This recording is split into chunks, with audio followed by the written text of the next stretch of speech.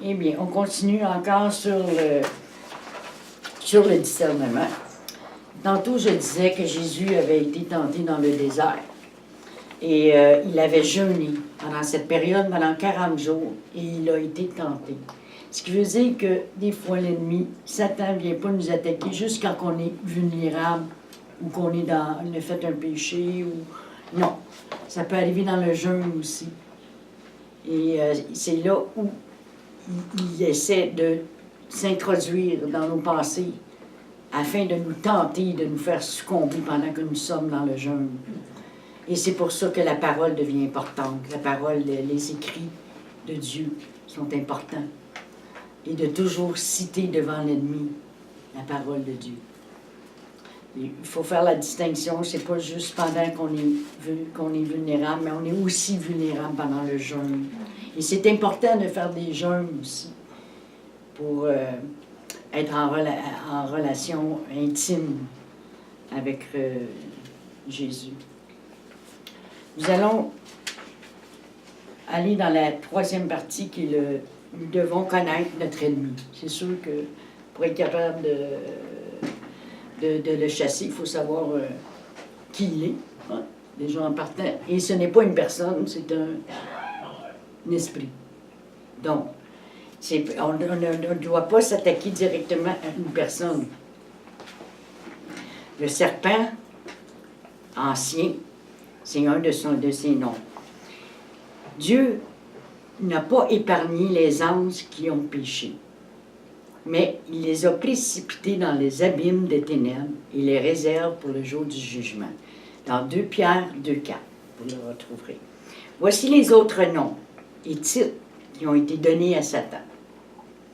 L'accusateur des enfants de Dieu, dans Apocalypse 12,10. Je vous donne les versets pour que vous puissiez vérifier. L'adversaire de Dieu et des hommes, dans 1 Pierre 5,8. Abaddon ou Apollyon, dans Apocalypse 9,11. Belzébuth, dans Matthieu 12,24. Bélial, 2 Corinthiens 6,15. Le grand dragon rouge, qu'on entend parler dans l'Apocalypse 12,3.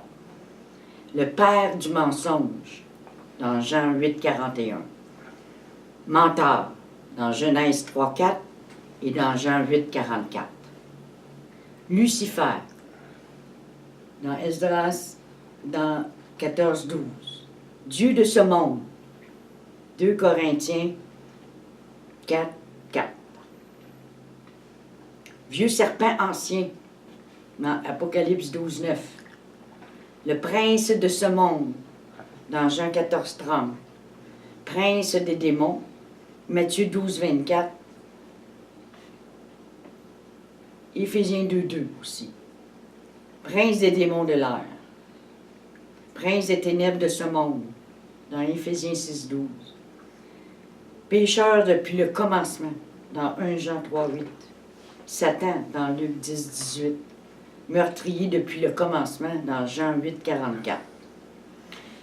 La question est, est-ce que Satan connaît nos pensées? D'après vous, vous pouvez répondre. Si vous pensez connaître la réponse, d'après vous. Non. Satan ne connaît pas nos pensées. Il nous dit des pensées, et selon nos réactions, il sait si ça marche pour lui ou non. C'est comme s'il nous regarderait par une fenêtre. Il nous souffle des pensées dans notre esprit, puis il nous regarde par la fenêtre, puis là, si on se fâche ou si on... Donc, on réagit à ce qui a été dit, lui, il voit. Il fait juste le voir. L'attaque débute par nos pensées. Ça commence toujours là. Ayez la Bible pour filtrer ce qui est de Dieu et ce qui ne l'est pas. Il faut être rempli des pensées de Dieu. Ne donnez pas accès au diable. Dans Éphésiens 4, 26, 27, le démon, il n'est pas omniscient. Il n'a pas toute la connaissance. Il n'est pas omnipotent. Il n'est pas tout-puissant. Puis il n'est pas omniprésent. Il est limité. C'est pour ça qu'il a besoin de ces démons, ces petits démons avec lui. Vous, petits enfants, vous êtes de Dieu. Et vous les avez vaincus, parce que celui qui est en vous est plus grand que celui qui est dans ce monde. Dans 1 Jean 4,4. Mais dans toutes ces choses, nous sommes plus que vainqueurs par celui qui nous a aimés. Dans Romains 8,37.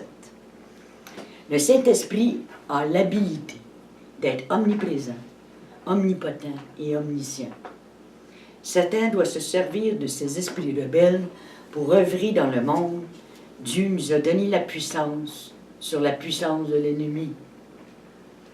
Les méthodes que Satan utilise pour opérer, c'est qu'il infiltre notre personnalité et nos pensées pour interférer dans notre relation avec le Seigneur.